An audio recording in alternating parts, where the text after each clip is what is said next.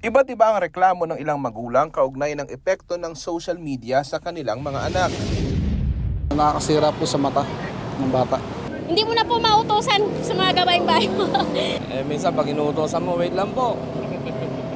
Minsan wala pa. Minsan nakakailang utos ka na, parang walang naririnig. Kaya ang ilang senador na isumunod ang Pilipinas sa ginawang hakbang ng Indonesia na unang bansa sa Southeast Asia na iban ang social media para sa mga minor de edad na 16 years old pababa. Sa ilalim ng patakaran, ipinagbabawal sa nasabing edad ang paglikha at paggamit ng mga itinuturing na high-risk social media platforms. Ayon kay Senator Sherwin Gatchalian, dapat agarang tugunan ng issue bago ito lalong lumala. Approve ito sa ilang magulang, ngunit may ibang naniniwalang may babuti ring na idudulot ang social media. Meron diyang magandang para sa bata, meron ding hindi maganda.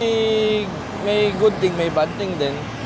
Kasi yung ibang mga nire-research nila.